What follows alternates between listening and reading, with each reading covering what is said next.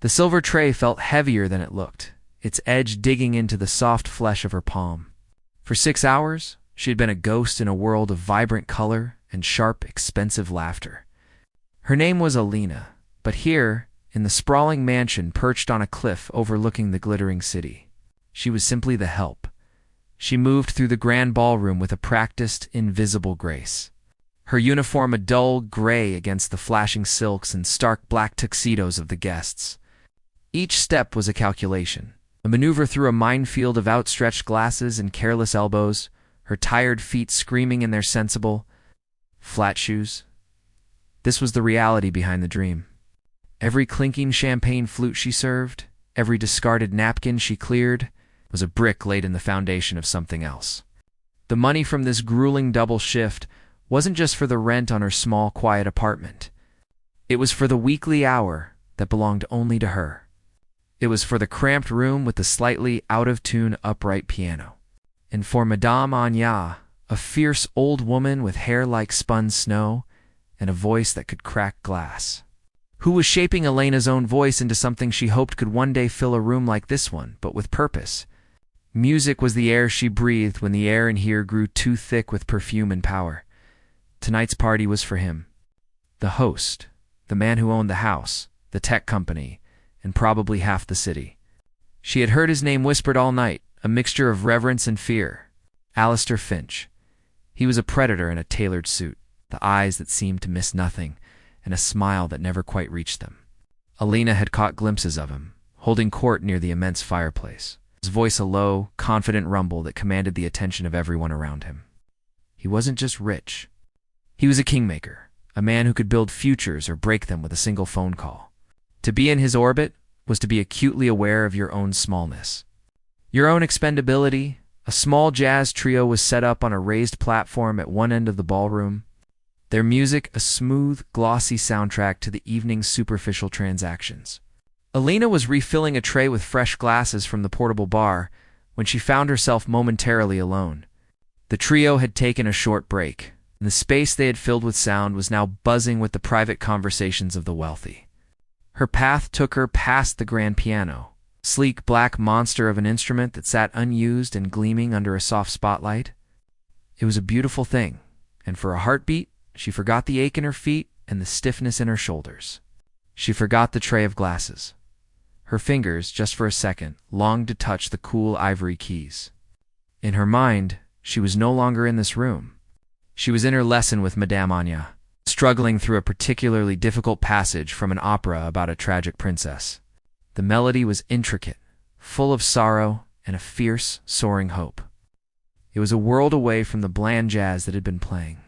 Without thinking, her lips parted and a soft, almost silent hum escaped her. It was barely a whisper of a sound, a thread of complex melody pulled from the depths of her memory.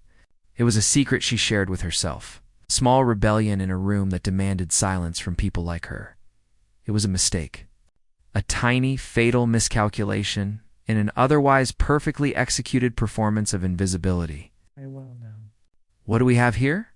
The voice was like ice water down her spine. It cut through the low murmur of the party, sharp and amused. Her head snapped up, and her heart plummeted. Standing not 10 feet away, a small, cruel smirk playing on his lips, was Alistair Finch. A few of his guests had turned, their curious eyes following his gaze. They looked at her the way one might look at a suddenly interesting insect. Finch took a slow step towards her. "Our little waitress has a voice," he said it loudly, projecting it to the people around him. A ripple of laughter spread through the small group. Alina felt a hot wave of shame wash over her, her face flushing crimson. She instinctively took a step back, the tray of glasses wobbling precariously. "I'm sorry, sir," she stammered, her voice barely audible. "I didn't mean to." She was supposed to be invisible. That was the first rule. Be quiet, be efficient, be a part of the furniture. He waved a dismissive hand, his eyes glinting with a predatory light. He was enjoying this. Her humiliation was the evening's newest entertainment. "Nonsense, my dear. Don't apologize for talent," he purred, the word talent dripping with sarcasm. "It's just so unexpected. like finding a diamond in a dish rag, his friends chuckled. Alina felt the tray grow heavier, her fingers slick with sweat. She could feel the eyes of the entire room now, drawn to the spectacle. The ghost had been seen. "Go on," Finch urged, his voice taking on a wheedling, challenging tone. "Let's have a proper song. Give us all a real show. You were just humming a little tune there. Let's hear the rest of it." A murmur of agreement went through the small crowd. They weren't supporting her. They were egging on their host. They wanted to see the servant girl dance, the monkey perform for their amusement. She saw her manager across the room, his face a mask of panic and helpless apology. He couldn't step in. "You didn't cross Alistair Finch, not on his property, not during his party. Not if you wanted to keep your business, your livelihood." Alina knew that her manager couldn't help her, and she also knew that refusing Finch's request was not an option. It would mean her job on the spot, and probably the end of the catering company's contract. She would be responsible for that. She was trapped. The choice wasn't a choice at all. It was a cage with two doors, both leading to a kind of death. One was the immediate, humiliating death of her pride, right here, on this stage, under their mocking stares. The other was the slower, quieter death of her dream, the loss of her income, the end of her lessons. All these people saw was a diversion, a momentary distraction. They had no idea they were holding her whole life in their hands, a fragile thing they were about to shatter for sport. Finch gestured towards the small, empty stage where the jazz trio had been packing up. "The microphone is right there. Don't be shy." The smirk never left his face. The room fell silent, waiting. Every face was turned to her, 100 pairs of eyes, some bored, some curious, some outright cruel. They were waiting for the show to begin. The air in the grand ballroom felt thick, like it was made of something solid that she had to push through. Every step towards the small stage was a monumental effort. Her shoes, chosen for their comfort and silence, now felt like they were made of lead, each footfall echoing a drumbeat of dread in her own ears. She could feel the weight of 100 stares, a physical pressure against her back and shoulders. These were not the eyes of an audience waiting for a performance. They were the eyes of spectators at a spectacle, hungry for her to fail, to stammer, to prove that their world and her world were meant to stay separate. Her heart was a frantic bird beating against the cage of her ribs. A part of her, a loud and desperate part, was screaming at her to turn around, to drop the tray she had somehow been holding this whole time, to run through the kitchen doors and out into the cool night air and never look back. But she couldn't. She saw the face of her manager, pale and helpless, and she thought of Madame Agna, who had told her just last week, "Voice is a muscle, little sparrow, and courage is the same. You must use it or it will wither." This was not a stage. This was a gallows. They wanted to hang her with her own hope. She reached the steps leading up to the platform. They were simple black wooden things, but they felt like a mountain. One of the musicians from the jazz trio, a kind-faced older man holding a double bass, gave her a sympathetic look. He mouthed the word, "You don't have to," but she did. The cage had no other door. She gave him a small, tight shake of her head and climbed the 3 steps. Up here, the lights were brighter. The single spotlight aimed at the center of the stage felt like a small, hot sun, making the fine hairs on her arms stand up. She could see the faces in the crowd more clearly now. There was Alistair Finch, leaning against a pillar with his arms crossed, his expression one of pure, undisguised triumph. He looked like a Roman emperor who had just thrown a Christian to the lions. Around him, his guests sipped their drinks, their faces a mixture of boredom and cruel anticipation. They saw a uniform, a tray, a girl from a world they bought and sold. They did not see a person. The microphone was on a simple stand. It looked cold and lonely. Her hand trembled as she reached for it. The metal felt slick under her sweaty palm. The piano sat just a few feet away, a black, beautiful beast that could have been her ally, her shield. But playing would mean turning her back to this audience, and that felt too vulnerable, too exposed. And besides, they didn't deserve the accompaniment. They didn't deserve anything more than what they demanded, the raw, unadorned voice of the girl they were mocking. She closed her eyes. It was the only defense she had. In the darkness behind her eyelids, the ballroom disappeared. The laughing, leering faces, the glittering chandeliers, the smell of expensive perfume and old money all melted away. She was no longer a waitress on a stage. She was back in that small, sunlit room with the out-of-tune piano. She was with Madame Anya, whose sharp voice was now a memory, a guide. Breathe from your belly, sparrow. Let the sound live there before you let it fly. She took a deep, slow breath, feeling the air fill her lungs, pushing past the knot of fear and humiliation in her chest. She found a place of stillness, a quiet center that belonged only to her and the music. This was her territory.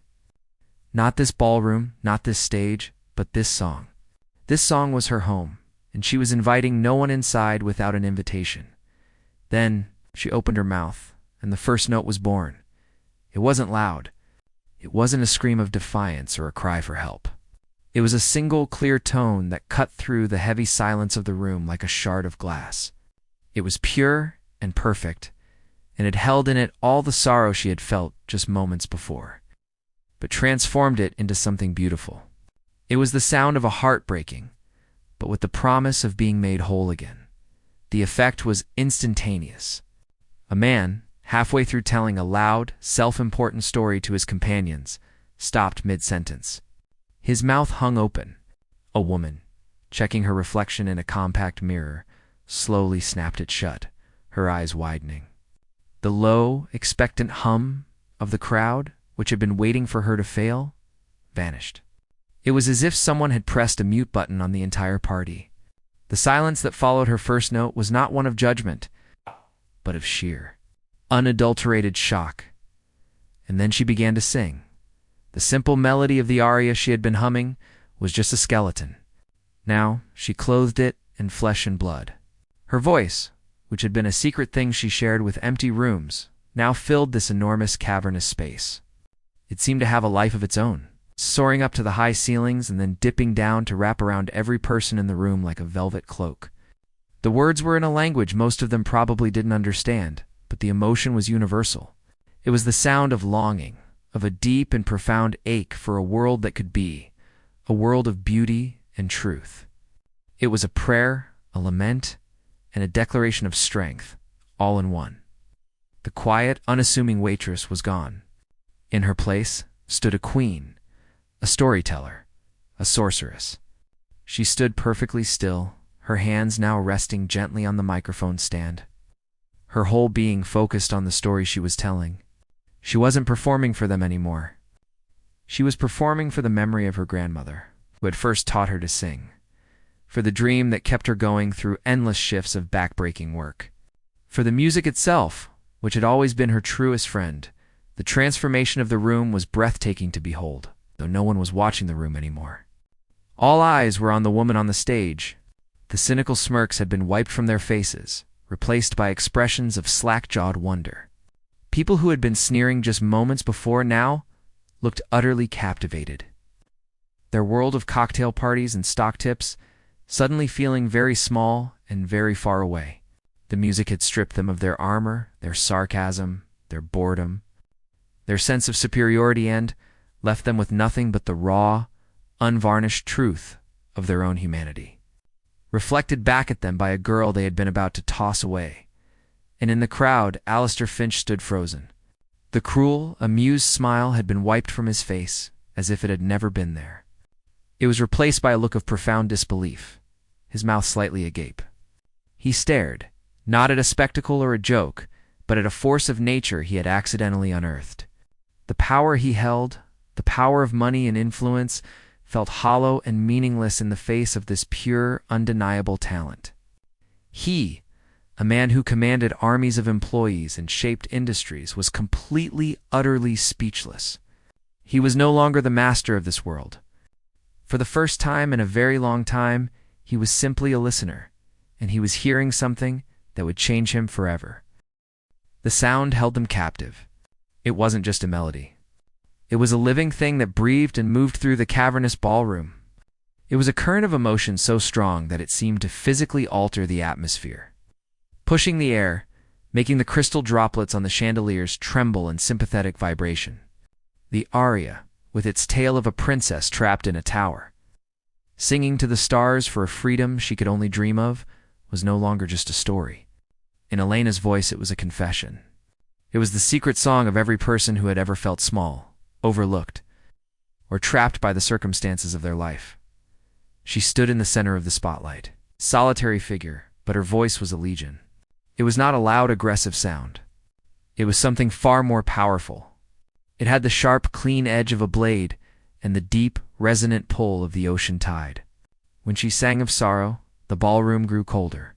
When she sang of hope, a warm, golden light seemed to emanate from the stage. She wasn't just hitting the notes.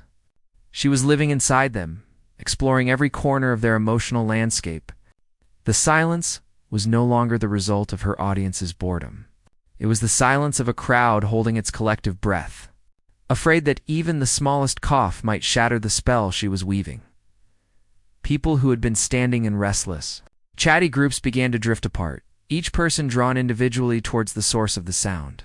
A man in his 70s, whose face was a roadmap of powerful, influential deals, reached up and unconsciously loosened his tie, his sharp eyes unblinking, fixed on the stage.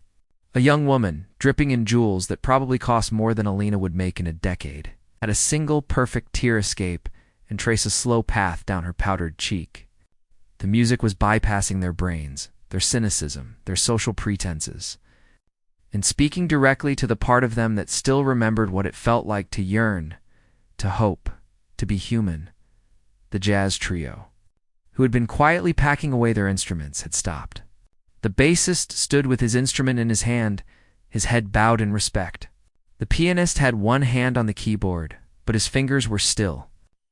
They were professionals. They understood music on a technical level, but this was something different. This was a force of nature, a spiritual event they were being privileged to witness. They weren't just hearing a beautiful voice.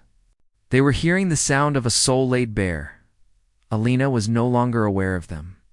The world outside of herself and the song had ceased to exist. The fear that had been a cold, hard knot in her stomach had dissolved, burned away by the fire of the music. She was no longer a waitress performing for a cruel host. She was an artist fulfilling her purpose. Every muscle in her body was relaxed, perfectly aligned. Her diaphragm, the core of her power, was a steady engine driving the sound out of her body and into the universe. Her eyes remained closed, but in her mind's eye she wasn't in this ballroom anymore. She was walking on a high, narrow stone wall, a vast, starry sky above her, and a dark, fathomless sea below. It was a dangerous place, but she was not afraid. Her voice was her light, her guide. In her protection, the aria built towards its climax, a passage of soaring. Almost impossible notes that were meant to be a cry of ultimate despair and ultimate hope combined. It was the point where most singers, even very good ones, would show a strain, a flicker of effort. But Elena's voice did not falter. It lifted stronger and clearer, climbing higher and higher into the rafters of the mansion. It was a sound of pure, unadulterated grace, a sound that seemed to come from somewhere else, somewhere divine. It was the sound of an angel, or perhaps the sound of a human being reaching the absolute peak of what a human being could achieve. In the heart of the crowd, Alistair Finch was a statue carved from ice. His mind, a machine that was constantly processing data, weighing options, and calculating outcomes, had gone completely blank. He was a man who collected things. He collected rare art, fast cars, and successful companies. He had always thought of beauty as something to be acquired, something to be owned. If he saw a painting he wanted, he bought it. If he wanted a musician to play at his party, he hired the best. He believed that everything and everyone had a price, and that wealth was the ultimate form of power. But the sound that was filling his home could not be bought. It could not be owned or controlled or bargained with. It simply was. It was wild and pure and utterly beyond his reach. He looked at the girl on the stage, the same girl he had treated as a trifle. A disposable amusement hand. He did not recognize her. The cheap gray uniform, the tired posture, the look of quiet fear was all gone, burned away by the fire of her talent. What was left was something raw, something elemental, something that made him feel, for the first time in his adult life, very, very small. He had built an empire of concrete and code, but she was building a cathedral out of thin air, using only a sound that came from within her. He, the master of a universe built on 1 billion small transactions, was confronted with something priceless, and it utterly unnerved him. The aria came to its final heartbreaking note. It hung in the air, shimmering and perfect, for what felt like an eternity. It was a question posed to the universe. It's a sound of such profound loneliness and such profound beauty that it seemed to stop time itself. And then, as softly as it began, it was gone. The final note faded into the silence, leaving a void so complete that it felt like a physical presence. Alina opened her eyes. The spell was broken. She was back in the ballroom. The lights felt too bright again. The air felt too thick. She was standing on a stage in a sweaty uniform, holding a microphone. A wave of dizziness washed over her as the adrenaline that had been sustaining her suddenly receded, leaving a profound and bone-deep exhaustion in its place. She could hear her own breathing, ragged and loud in the sudden stillness. She felt exposed, raw, and utterly terrified of what would happen next. She had given them everything she had, and now they had her. They could crush her. The silence stretched, taut and shimmering like the surface of a still lake just before it breaks. 10 seconds. 15.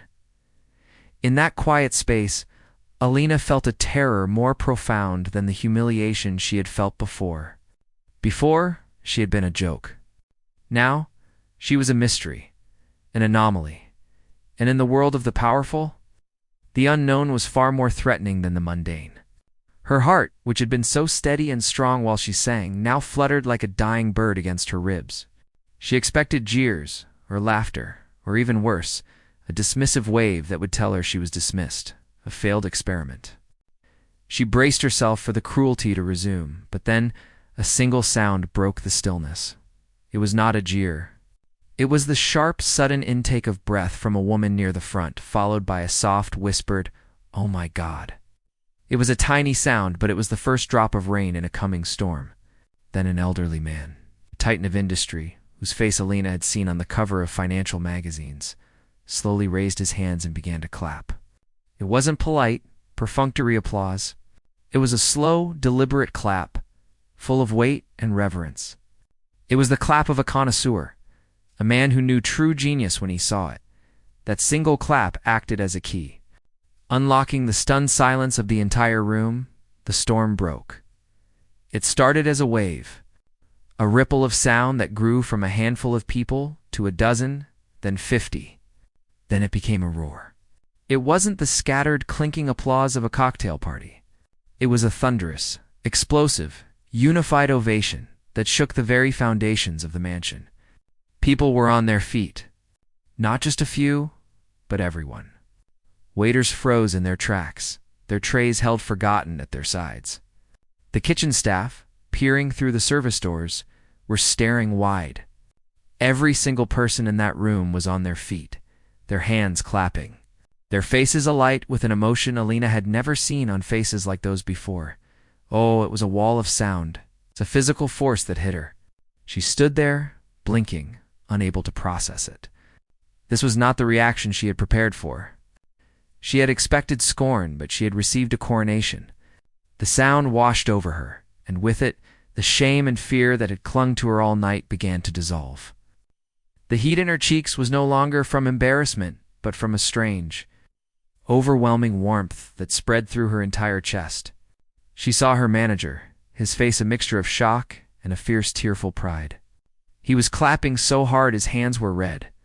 Through the sea of faces and the forest of clapping hands, a figure began to move. He didn't push or shove.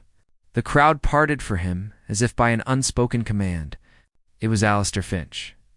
He walked towards the stage, and for the first time all night, his face was an open book. The smug, cruel mask was gone. The calculating look in his eyes had vanished.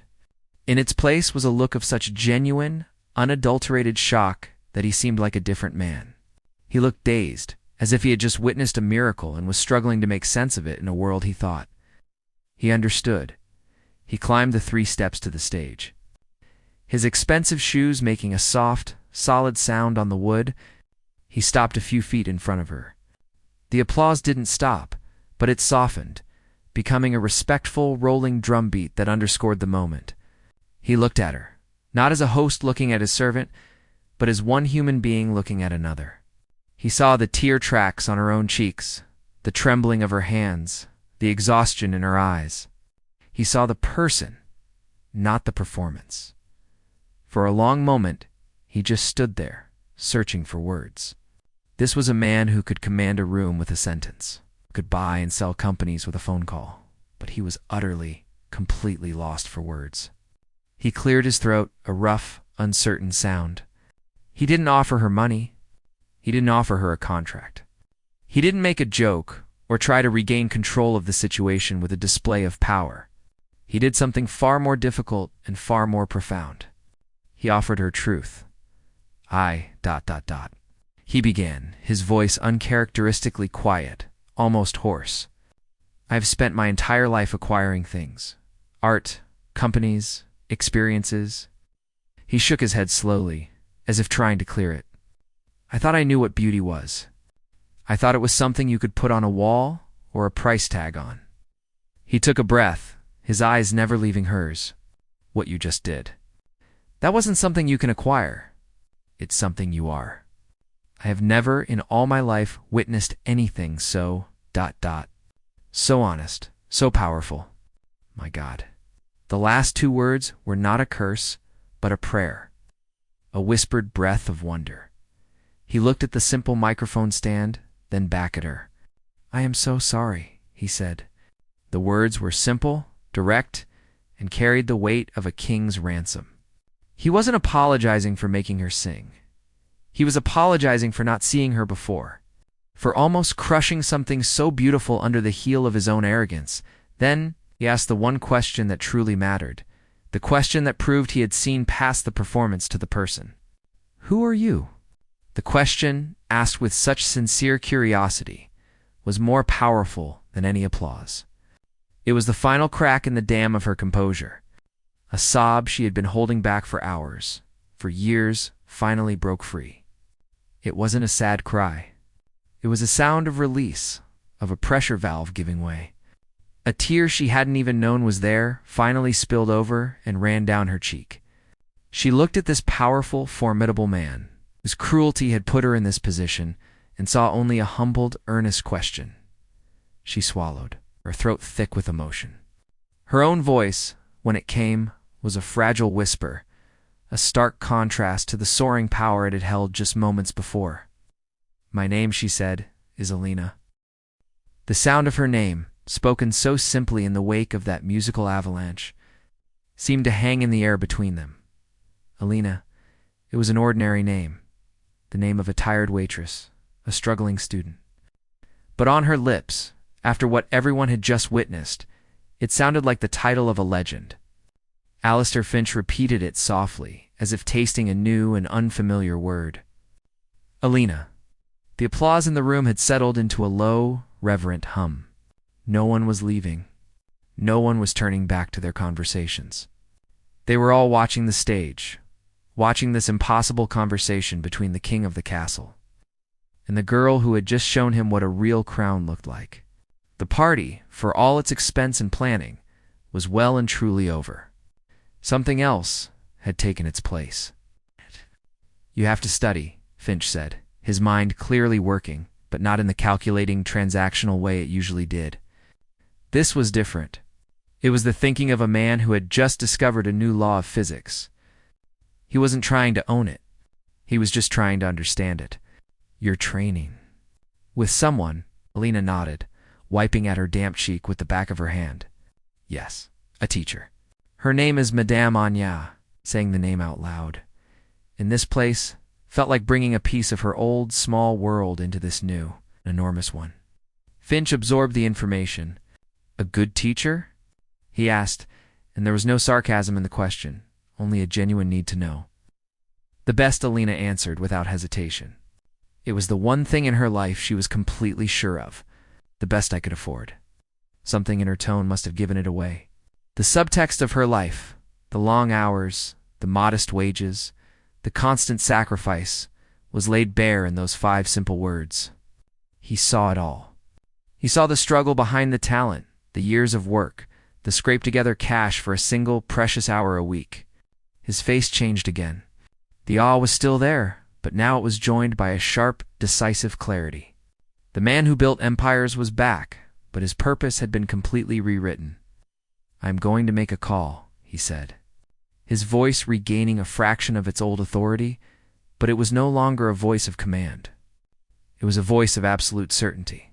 He pulled a slim, expensive phone from his pocket, his fingers moving quickly across the screen. He didn't turn his back on her. He paced a few steps away, his focus entirely on the call. The room was so quiet that Alina could faintly hear the tinny sound of a woman's voice. Answering on the other end, Finch's voice was low but firm. "Is this the residence of Signora Isabella Bellini?" "Yes, my name is Alistair Finch. I know it's late. I am a friend of the arts, and I am calling on a matter of some urgency. ... Yes, I am aware you are retired. I am also aware you do not take students. Signora, please just listen for one moment." He paused, and in that pause, Alina felt a sudden, strange lurch of panic. Who was he calling? What was he doing? This was her life, her dream. She didn't want it touched by his money, his influence. It felt like it would taint it, make it something other than hers. See, Finch continued, his eyes on Alina. "I am listening to a voice right now that belongs in La Scala, in the Met, in every great opera house in the world. And she is currently studying with a local teacher who, I'm sure, is very good. But this voice, Signora, this voice needs to be honed by a master. It needs to be set free by the best. It deserves the best." There was a long silence on Finch's end. He listened intently, his brow furrowed. Elena's heart hammered against her ribs. Signora Isabella Bellini. The name was mythical. She was a legend. A retired diva from the old world who was famous for her ferocious standards and her absolute refusal to teach anyone. She was the sun, and other teachers were merely candles. To even speak of her was to speak of an impossible dream. "I am not asking you to take her on as a favor to me," Finch said, his voice dropping to a conspiratorial, respectful tone. "I am asking you to do it as a favor to the music itself. She is here, in my home. She has just sung for a room full of cynical fools and turned them all into believers. I will pay any price. I will fly you here tomorrow. I will build you a private studio if you wish, just ... Listen to her. That's all I ask. Let her sing for you." Another silence. Alina felt as if she were watching her life being decided by 2 powerful people, neither of whom had consulted her. She felt a surge of anger, hot and sharp. She wasn't a prize to be won. Finally, Finch lowered the phone. He looked at Alina, and for the first time, there was a hint of a smile on his face, but it was a soft, almost gentle thing. "She is in Milan," he said. "She is 84 years old and hasn't taken a student in 15 years. She told me I was wasting her time." Elena's heart sank. Of course. It had been a ridiculous, arrogant fantasy. So Finch continued, "I told her that if she didn't agree to at least hear you sing, I would have my jet on standby for a week. And I would personally fly to Milan every single day and sit in her courtyard until she changed her mind." A choked, watery laugh escaped Elena's lips. She couldn't help it. The image of this titan of industry, this billionaire bully, patiently camped out on an old woman's cobblestones was absurd and beautiful and strangely touching. "She thinks I am insane," Finch said, a real smile finally breaking through. But she also agreed. She said the image was too curious to ignore. "She will be here by the end of the week." He put the phone away. The offer hung in the air so immense it felt unreal. He hadn't offered her a record deal, which would have been a trap. He hadn't offered her a check, which would have felt like a payment. He had offered her a teacher. He had offered her a key to the next door. It was the single most respectful thing anyone had ever done for her. "I don't know what to say," she whispered, her voice thick with tears that were now ones of gratitude. "Don't say anything," he said gently. "Just promise me you'll sing for her the way you just sang for us." The party slowly, awkwardly began to break up.